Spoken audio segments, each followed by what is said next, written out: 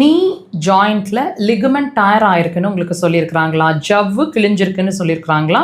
ஜவ்வில் உங்களுக்கு கம்ப்ரெஷன் இருக்கு, வலிக்குதுன்னு ஃபீல் பண்றீங்க. இந்த மாதிரி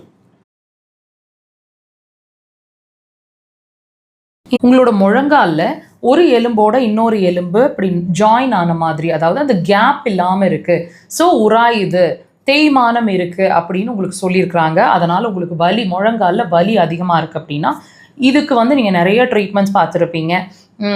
சிலர் வந்து மெடிசன்ஸில் இருப்பாங்க. மெடிசன் எடுக்கிற வரைக்கும் அது வந்து வலி இல்லாத மாதிரி இருக்கும். மெடிசனை ஒரு நேரம் குறைச்சி நிறுத்தினா கூட வலி வந்துடுற மாதிரி இருக்கும். சிலருக்கு வீக்கம் இருக்கும், சிலருக்கு ஒரு மாதிரி கூசுற மாதிரி சவுண்டு வர்ற மாதிரி, நடக்கும்போது படக்கு படக்குன்னு சவுண்டு வர மாதிரி இருக்கும். சிலருக்கு வந்து ஆப்ரேட் பண்ணுங்கன்னு சொல்லியிருப்பாங்க. இதெல்லாம் வந்து இதுக்கு என்ன சொல்யூஷன்? இது ஏதாவது உறுப்போட மேஜர் இஷ்யூவா? இதோட வேறு என்னென்ன சிம்டம்ஸ் இருக்கும்? இதுக்கான சொல்யூஷன் என்ன?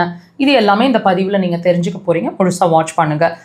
இப்போ இந்த பிரச்சனை வந்து இந்த பிரச்சனையோட வேறு என்னென்ன சிம்டம்ஸ் இருக்குன்னு கேட்டிங்கன்னா, நாவு வறட்சி, தொண்டை வறட்சி, உதடு வறட்சி, கொஞ்ச நேரம் சேர்ந்தாப்புல பேசினாலே ரொம்ப ட்ரை ஆகிடுற மாதிரி இருக்கிறது, எல்லா ஜாயிண்ட்டுமே வலிச்சுட்டு வீக்கமாக இருக்கும். சிலருக்கு வலிக்கிற மாதிரி இருக்கும், மரத்து போகிற மாதிரி இருக்கும், ஸ்டிஃபாக இருக்கணும், ஃப்ரீயாக இல்லை, ஜாயிண்ட்டுக்கு வலிக்கிற மாதிரி இருக்குது, இடுப்பு வலி இருக்குது, இடுப்பு கீழே தெம்பு சுத்தமாக இல்லை, கெண்டை பிடிக்கிற மாதிரி இருக்குது.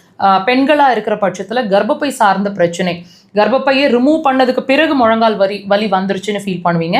அல்லது கர்ப்பப்பை சார்ந்த பிரச்சனை இன்னும் இருந்துகிட்டே இருக்குது, தூரம் அதிகமாக போகுது, கம்மியாக போகுது, தூரமே ஆக மாட்டேங்குது, மெனோபாஸ்க்கு முன்னாடியே தூரம் நின்று போச்சு, 40 வயசுலேயே தூரம் நின்று போச்சு, தூரத்துக்கு பிறகு தான் நமக்கு முழங்கால் வலி வந்துருச்சு, வெள்ளப்படுறது அதிகமாக இருக்குது, அதாவது கால் இடுக்குகளில் சூடு அதிகமாக தெரியுது, இழுத்து பிடிச்சிக்கிற மாதிரி வலிக்குது, நீர் உடம்பு, அதாவது அங்கங்கே நீர் கோர்த்துக்கிட்டு வெயிட்டாக இருக்கிற மாதிரி இருக்குது, நடக்கவே முடியல, காலை எடுத்து வச்சு நடக்கும்போது வெயிட், எனக்கே உடம்பு வெயிட்டாக தெரிகிற மாதிரி இருக்குது, ஆனால் வெயிட் நார்மலாக இருக்குது, எனக்கு நடக்கும்போது வெயிட் கூடின மாதிரி ஒரு நிலை இருக்குது, ட்ரை ஸ்கின்னு வந்து ட்ரையாக இருக்கிறது, கண்கள் ட்ரையான மாதிரி இருக்கிறது, முடி நிறைய வேறாக கொட்டுறது, முடி ஸ்ட்ரென்த் இல்லாமல் லைவ்லியாக இல்லாமல் இருக்கிறது, இந்த மாதிரி விஷயங்கள் இருக்கும். கழுத்து வலி இருக்கும், தலைவலி, தலை பாரம் ஆயிடுறது, நீர் கோர்த்துட்டு பாரமாக இருக்கிற மாதிரி இருக்கிறது, பர்டிகுலராக அதை சொல்லுவாங்க.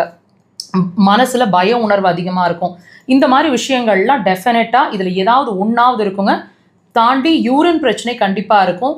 அதிகமாக போகுது, கம்மியாக போகுது, எரிச்சலாக இருக்குது, யூரின் போயிட்டு வந்தால் ரொம்ப டயர்ட் ஆயிடுது, இப்போ தான் யூரின் போயிட்டு வந்தோம், மறுபடியும் யூரின் லீக் ஆகிற மாதிரி போயிட்டே இருக்கிற மாதிரி இருக்குது, கண்ட்ரோல் இல்லை, இருமுனா தும்முனா யூரின் லீக் ஆகிடுது, முழங்காலோட பின்பகுதியில் வலி ஏற்படுற மாதிரி இருக்குது.